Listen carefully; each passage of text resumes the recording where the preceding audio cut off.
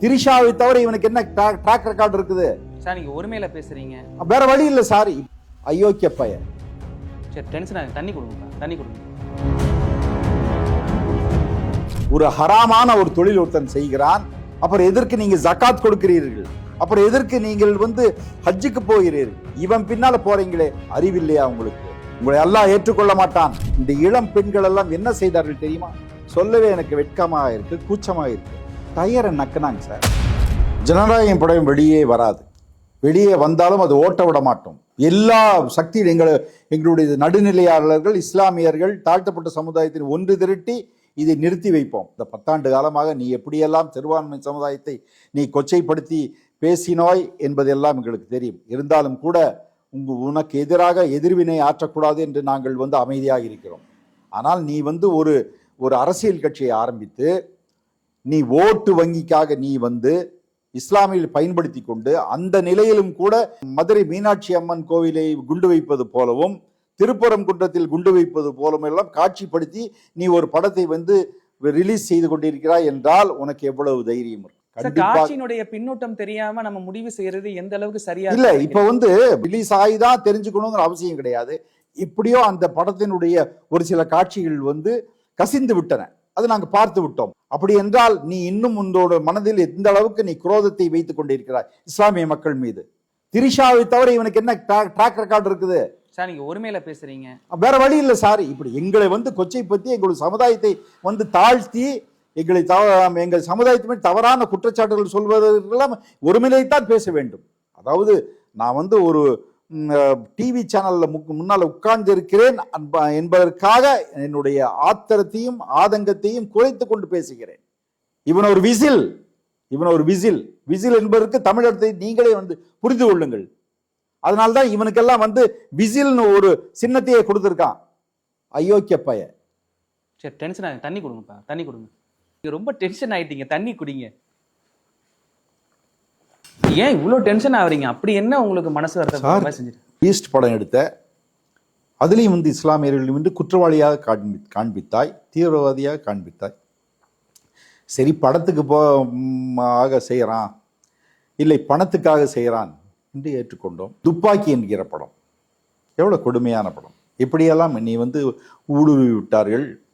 அவர்கள் போலீஸ் அதிகாரிகளாக இருந்தாலும் கூட இஸ்லாமியர்கள் குற்றவாளிகள் இருப்பார்கள் அப்படின்னு சொன்னி எடுத்தீங்க. எவ்வளவு கொடுமையான காட்சி. அதையெல்லாம் நாங்கள் சகித்து கொண்டோம் அல்லவா?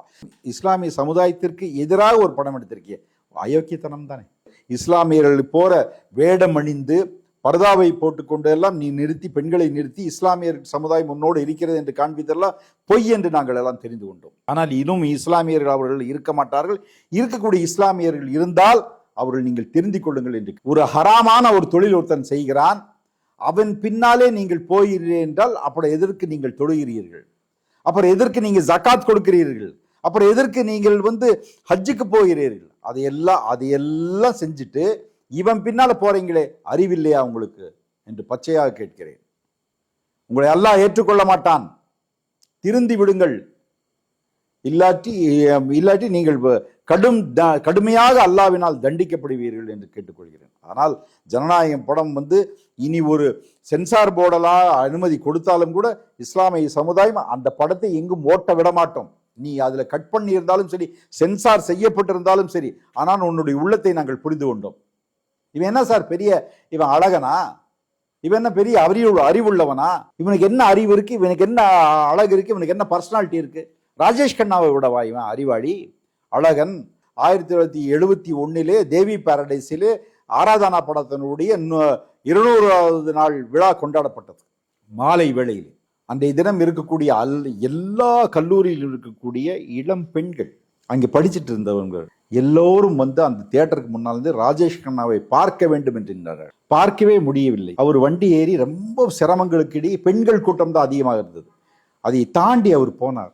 தாண்டி அந்த அவருடைய வாகனத்தை நிறுத்தி, அவர் காரை நிறுத்தி விட்டு இந்த இளம் பெண்கள் எல்லாம் என்ன செய்தார்கள் தெரியுமா? சொல்லவே எனக்கு வெட்கமாக இருக்கு, கூச்சமாக இருக்கிறது. டயரை நக்கினாங்க சார். ஆராதனா படம் ஷூட்டிங்ல 200 நாள் விழாவிலே ராஜேஷ் கண்ணா போகும்போது அவரை பார்க்க முடியாமல் வண்டியை முன்னால் நிறுத்தி அந்த இளம் பெண்கள், கல்லூரி மாணவர்கள் அந்த டயரை நக்கினார்கள். கேவலமான ஒரு செயல், கொச்சையான ஒரு செயல். அப்படிப்பட்ட ராஜேஷ் கண்ணாவை பொது வாழ்க்கை யாரும் கேட்டு வர சொல்லவில்லை. அவரும் வரவில்லை. வந்தால் வெற்றி பெறமாட்டோம் என்று அவருக்கு எது. ஏன் பிரேம் நசீரோட நீ அதிகமாக படம் நடிச்சிட்டியா? அவரை பொது வாழ்க்கை வந்தாரா? செம்மீன் படம் எடுத்த ஷீலா, மது, சத்யன் போன்றவர்களாக இருந்தால் அவர்கள் வந்தார்களே, தோல்வியடைந்துதான் சென்றார்கள். சிவாஜியை விடவா நீ? அதே ஆக்சிடென்ட் தான், அதே விபத்து தான் உனக்கு இந்த தேர்தலில் நடக்க போகிறது. 7 அல்லது 10% மேல் இவருக்கு ஓட்டு கிடைக்காதுங்க விஜய்க்கு. எந்த தொகுதியிலும் இவர் வெற்றி பெறப் போவதில்லை. அதற்கப்புறம் என்ன செய்வார்? மீண்டும் நீ டை அடிச்சுட்டு படத்துக்கு தான் போகணுமே தவிர வேற எந்த வாய்ப்பும் உனக்கு கிடையாது. அதே போல உனக்கு கூட இருக்கக்கூடிய விசில் அடிச்சாம் குஞ்சுகள ஓடி விடுவார்கள். என் தரம் அவர்களெல்லாம் விசில் தான். தமிழ் அர்த்தம் புரிந்து கொள்ளுங்கள். திரும்பி போய் விடுவார்கள். நீ தன்னந்தனியாக நிற்பாய். புஷி ஆனந்த், ஆதவர்ஜன் எல்லாம் ஓடி போயிடுவான். அவன் தொழில் இருக்கு. அதே மாதிரி உன்னுடைய தொழிலுக்கு நீ போக வேண்டும். அதனால் நீ வாஷ் அவுட் ஆகி விடுவாய். ஆனால் இனி இந்த டிவிக்கே என்ற கட்சியே இருக்காது இந்த தேர்தலுக்கு பிறகு.